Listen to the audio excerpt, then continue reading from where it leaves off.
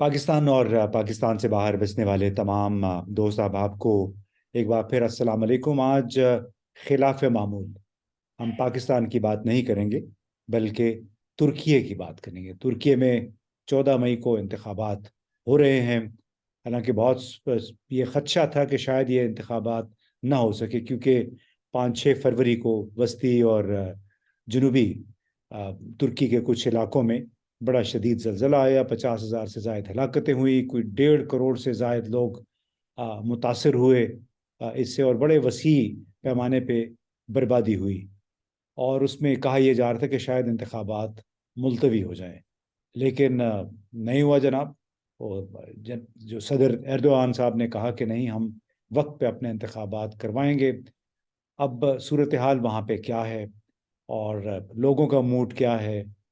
صدر صاحب جو کہ تقریباً 21 سال سے منظرنامے پہ چھائے ہوئے ہیں،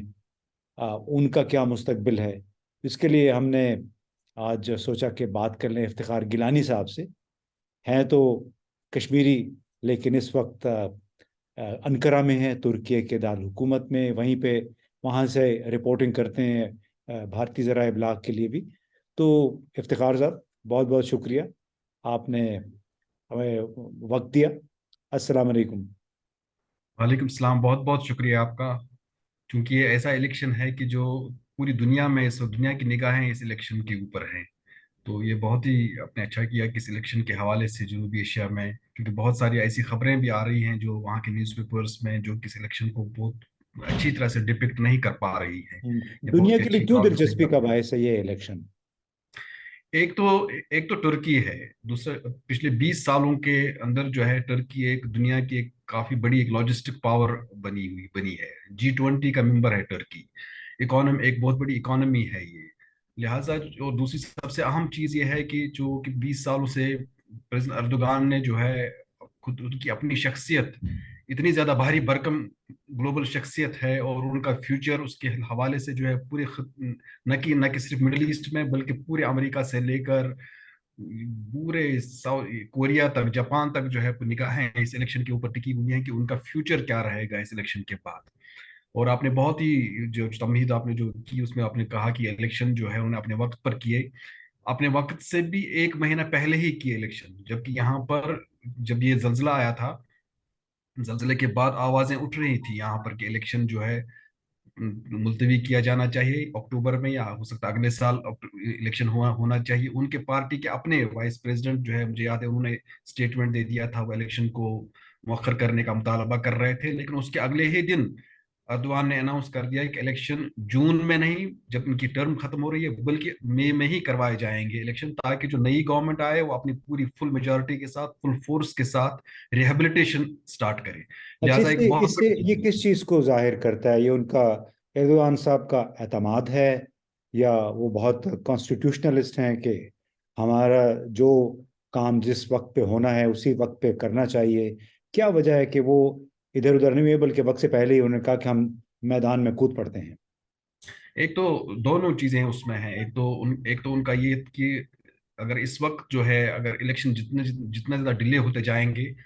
اتنی زیادہ ریہیبلیٹیشن وغیرہ جو ارتھ ایریاز میں ہے، جو کہ اس وقت مین ایشو ہے ٹرکی کے پاس،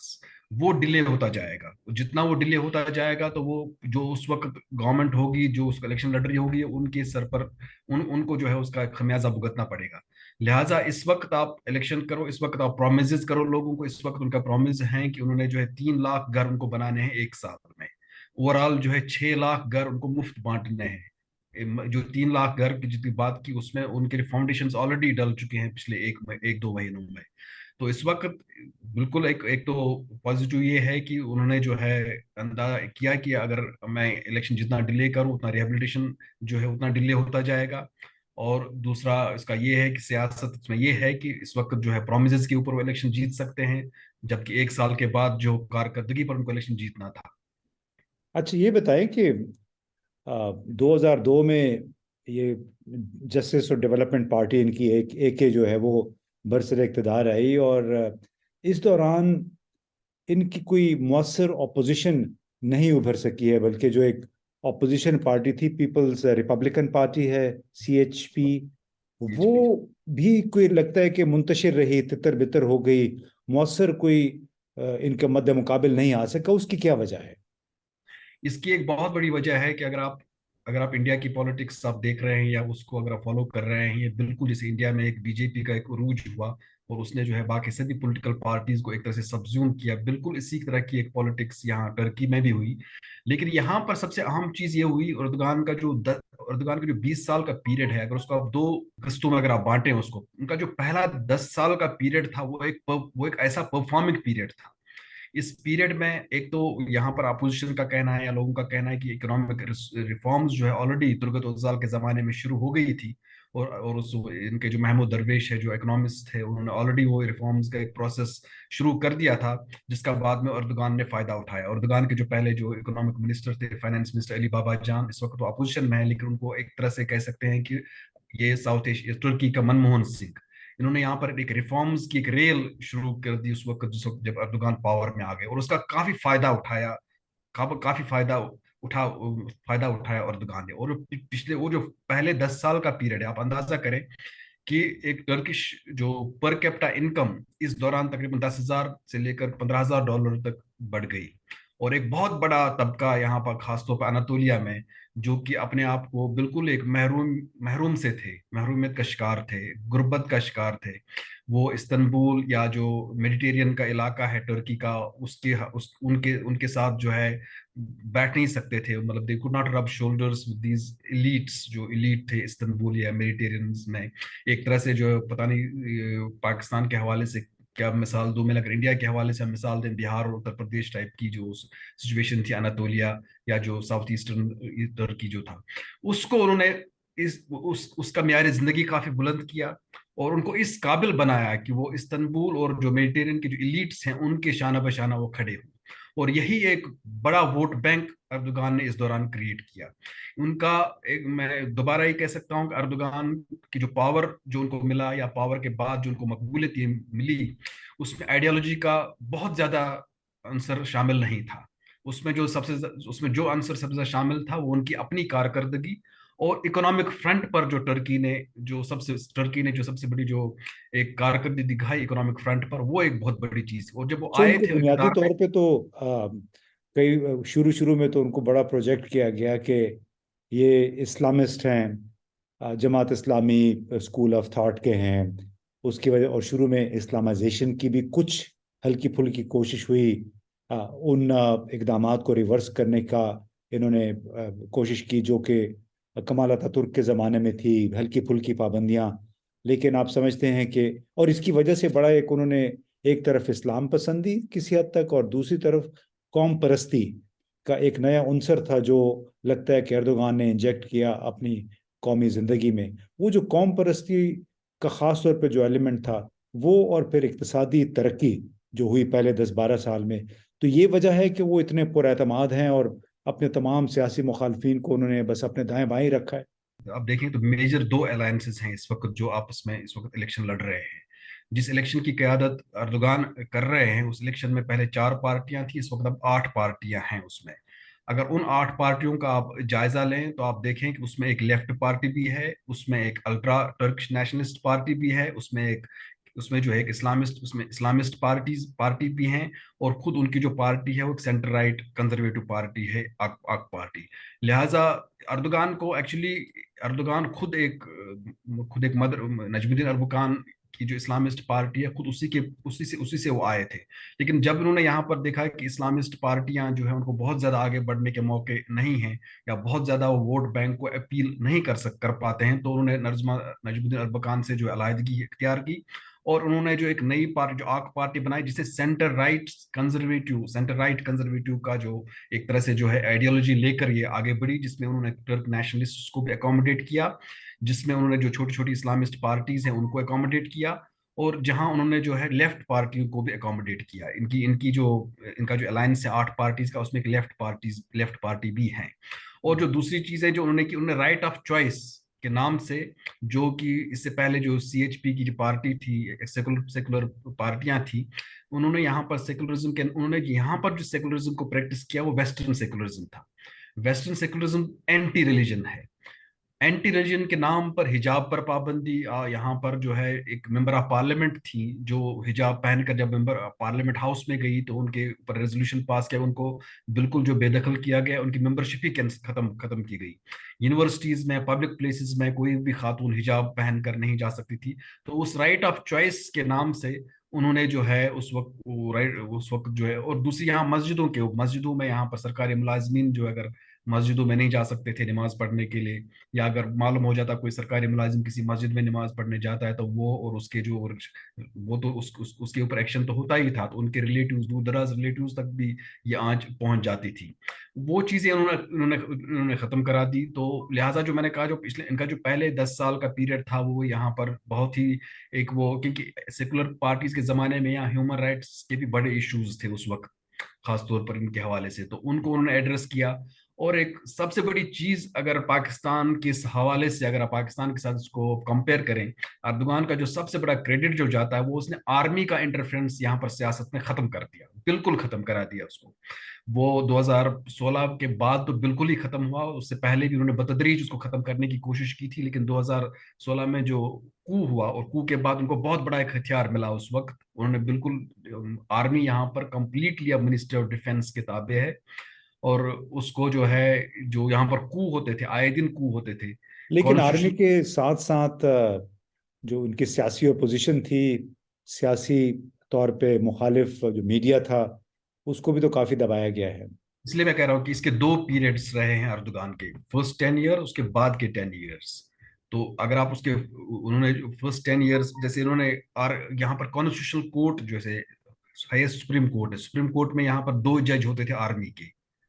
اس کو انہوں نے ریورس کر دیا، ختم کر دیا۔ مارشل لا کا پروویژن جو تھا کانسٹیٹیوشن میں وہ بھی نکال دیا۔ لہٰذا اس طرح کی چیزیں تو، اور سب سے بڑی چیز جو ہوئی تھی، جو ڈیولپمنٹ وغیرہ کے حوالے سے، وہ بھی یہ بھی ہوئی تھی کہ 2005 میں اردوغان کے آتے ہی ایک نیگوسیشن سٹارٹ ہوئی تھی یورپین یونین جوائن کرنے کے لیے ٹرکی کے لیے۔ اس میں ایک بڑا فائدہ جو ترکی کو یہ پہنچا کہ ترکی کو بہت ساری چیزوں میں ریفارمز کرنی پڑی۔ ان ریفارمز کی وجہ سے یہاں پر انفراسٹرکچر بن گیا۔ اس انفراسٹرکچر، یہ جیسے معمولی چیزیں ہیں، ایک جیسے پلگ ہے، الیکٹرک پلگ ہے، وہ ان کو یورپین اسٹینڈرڈ کا یہاں پر انٹروڈیوس کرنا پڑا۔ ان کو جو ہے جیسے فٹ پاتھ، روڈز ہیں، روڈ جو ہے یورپین اسٹینڈرڈ کے حساب سے جو روڈز کی وڈتھ ہے اتنی ہی وڈتھ دونوں طرف فٹ پاتھس کی بھی ہونی چاہیے۔ ٹرانسپورٹ سسٹم جو ہے جو بالکل بہت ہی بہتر بنا یہاں، مطلب انفراسٹرکچر وغیرہ ایک وہ، چونکہ وہ نیگوسیشنز چل رہی تھی، وہ نیگوسیشنز کی وجہ سے ان کو ایک ایک چیزیں، یہ چیزیں اپلائی کرنی پڑتی تھی، جس کا فائدہ یہاں پر لوگوں کو ہوا، اور لوگوں نے بھی دیکھا کہ ایک پرفارمنگ گورنمنٹ ہے۔ اس طرح کی پرفارمنگ گورنمنٹ اس سے پہلے انہوں نے نہیں دیکھی تھی۔ ایک تو یہ، دوسری چیز یہ ہوئی اس دوران، اگر آپ اردوغان کے دوران آرگنائزیشن آف اسلامک کنٹریز میں 2 لیڈرز ہوتے تھے جو او ایس سی کو اصلی چلاتے تھے، ایک سعودی عرب پیسے کی وجہ سے، اور پاکستان کا فارن منسٹر ہی یہ جو او ایس سی کی اسٹیٹمنٹس کو ڈرافٹ کرتا تھا، کیونکہ سب سے اچھی انگریزی اسی کو آتی تھی، آغا شاہی سے لے کر صاحبزادہ یعقوب خان سے بٹو سے لے کر سب تک۔ اس دوران کیا ہوا، اس پیریڈ میں یہ ہوا کہ لیڈرشپ او ایس سی کی ان دونوں کنٹریز کے ہاتھ سے پھسل گئی۔ سعودی عرب نے ڈیلیبریٹلی ہو سکتا ہے، یا پاکستان کی اپنی جو مشکلات تھی اس وجہ سے، اور یہ لیڈرشپ آٹومیٹکلی ترکی کے پاس آنا شروع ہو گئی۔ اور ترکی کے پاس چونکہ اس وقت اب پیسہ بہت آ چکا تھا، ٹرکی کی اکنامی ٹرکی کی بڑی پرفارم کر رہی تھی، اور ان کے پاس بہت بڑا، اس وقت اگر آپ دیکھیں کہ اس وقت پر کیپٹا انکم کے حساب سے ٹرکی دنیا کو امداد دینے والا امریکہ کے بعد دوسرا بڑا ملک ہے۔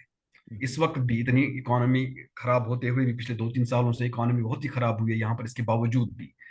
ٹیکا وغیرہ جو ان کے جو ہے آلموسٹ تقریباً یو ایس ایڈ کی برابری کرتا ہے، جو ان کا جو ایڈ آرگنائزیشن ہے ٹیکا۔ تو اس دوران لہٰذا جو ہے انہوں نے اس کو یوٹیلائز کر لیا، اس لیڈرشپ کو، جو کہ آٹومیٹکلی، اور جو کہ بالکل جس کو انہوں نے کلیم ہی نہیں کیا تھا وہ ان کے پاس پہنچی،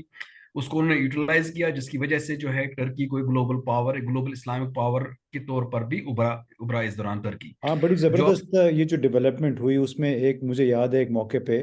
ایک ایسا خدشہ پیدا ہوا تھا جب یہاں پہ مہاجرین بہت سارے آنے شروع ہوئے لیبیا سے، سیریا سے، اور انہوں نے پھر یورپین یونین کے ساتھ مذاکرات کا سلسلہ شروع کیا۔ تو اس وقت مجھے یاد ہے خود کچھ ترکیے کے دانشور تھے، وہ کہا کرتے تھے، ایک طرف مہاجرین ہے اور دوسری طرف چونکہ اسلام پہ تھوڑا سا زور ہو رہا ہے، تو وہ کہا کرتے کہ دس از ناؤ دی پاکستانائزیشن آف ترکی، کہ یعنی جو پاکستان میں ہوا وہ اب ترکی میں ہو رہا ہے۔ لیکن بڑی زبردست یہ ڈیولپمنٹ ہوئی کہ مذہب کے حوالے سے ایک پش بیک آیا، اور انہوں نے اپنی تمام تر توجہ اقتصادی ترقی پہ ہی رکھی ہے، اور میرا خیال ہے اسی بنیاد پہ یہ ہر وہ کام کرتے چلے گئے ہیں جس کو ہم کہتے ہیں کہ حقوق انسانی کی خلاف ورزیاں۔ ایکچولی جو اگلے وہی جو اردوغان کا جو دوسرا پیریڈ تھا، پھر نیکسٹ 10 ایئرس کا پیریڈ تھا، اس پیریڈ میں جو ہے یہاں وہ پیریڈ جو ہے، چونکہ اس پیریڈ میں اب اکنامک ریسیشن آیا تھا، گلوبل ریسیشن آ گیا، اور گلوبل ریسیشن کی وجہ سے وہ اکنامک ڈیولپمنٹ جو پہلے 10 سالوں میں ہوئی، وہ اس کو جو ہے انہوں نے سسٹین کیا اس کو، لیکن اس سے آگے اس کو نہیں بڑھا پائے۔ یہ اردوغان کی دو پیریڈ، لیکن یہ ہے کہ چونکہ پہلے 10 سال کو انہوں نے بہت ہی اچھی طرح یوٹیلائز کیا، اور جس طرح سے اس کو یوٹیلائز کیا انہوں نے، اس یوٹیلائزیشن کی وجہ سے جو ہے ابھی تک بھی اگر آپ کسی 2000 میں یا 2001 یا اس سے پہلے بھی جو لوگ ٹرکی آئے ہوں گے، وہ آپ کو بتا سکتے ہیں اس وقت جو ہے ایک ڈالر کی قیمت کئی ملین لیرا ہوتی تھی۔ آپ کو بیگ میں جو ہے پیسے لے جانے پڑتے تھے، یہاں پر کئی ملین لیراز ایک ڈالر کی قیمت ہوتی تھی، جو کہ اردوغان نے جو ہے 2017 میں، جب میں 2019 میں یہاں پر آیا اس وقت 4 لیرا کا تھا ایک ڈالر، جبکہ اس سے پہلے کہتے ہیں کہ 2 لیرا تک بھی ڈالر پہنچ گیا تھا، اور اس وقت جو ہے اب 19 لیرا ڈالر پہنچ چکا ہے۔ لہٰذا اگر آپ اس کو 2000 سے 99 سے اگر آپ ٹرکی کی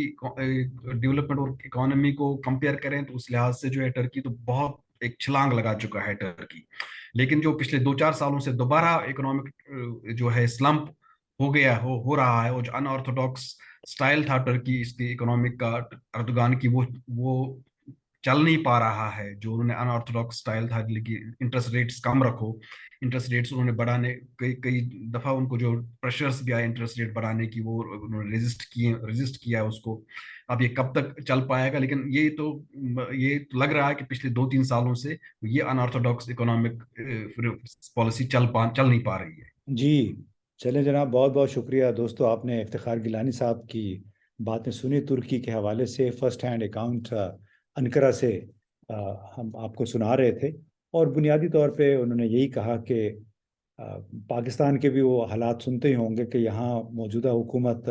ہر ممکن طریقے سے انتخابات نہ کروانے کے لیے کبھی ایک جواز کبھی دوسرا جواز تلاش کرتی رہی ہے۔ پاکستان میں آج کل مسئلہ یہی چل رہا ہے کہ انتخابات 14 مئی کو ہونے تھے جو سپریم کورٹ کے حکم کے مطابق، لیکن وہ نہیں ہوئے مختلف ہیلے بہانوں سے، اور پھر درمیان میں پارلیمنٹ آ گئی۔ لیکن ترکی میں صدر ایردوان نے ایسا کوئی بہانہ نہیں گھڑا، بلکہ جو تباہی بربادی ہوئی فروری کے زلزلے کے نتیجے میں، اسی کا فائدہ اٹھاتے ہوئے انہوں نے سمجھا کہ قبل از وقت ہی انتخابات کرا دیے جائیں تو بہتر ہے۔ لیکن اس میں ان کا ایک اعتماد بھی جھلکتا ہے، اور اس میں ایک بہت بڑی جو واضح بات ہم نے دیکھی گزشتہ 15-20 برسوں کے دوران، کہ ایک مکمل طور پہ پراعتماد رہنما ہے جس نے ایک نئے ترکی کی عملاً بنیاد رکھی، جس کو قوم پرست بھی کہا جاتا ہے، سخت گیر بھی کہا جاتا ہے، کبھی ایک ملک کے ساتھ جھگڑا کبھی دوسرے ملک کے ساتھ جھگڑا، لیکن اس کے اپنے ریاست پہ اعتماد پہ کوئی تزلزل نہیں آیا، بلکہ مسلسل وہ کوشش کر رہے ہیں کہ ترکی کو اسی راستے پہ گامزن رکھے، جس کا افتخار گیلانی صاحب نے بھی ذکر کیا کہ کنونشنل ماڈل ہے معیشت کا۔ اب ان کو مشکلات ضرور پیش آ رہی ہیں، لیکن خوش آئند بات یہ ہے کہ ترکی میں ایک اقتصادی کامیابی کی وجہ سے ایردوغان خود کو اسرٹ کر رہے ہیں، اور دوسری جتنی بھی اپوزیشن تھی، چاہے وہ فوج تھی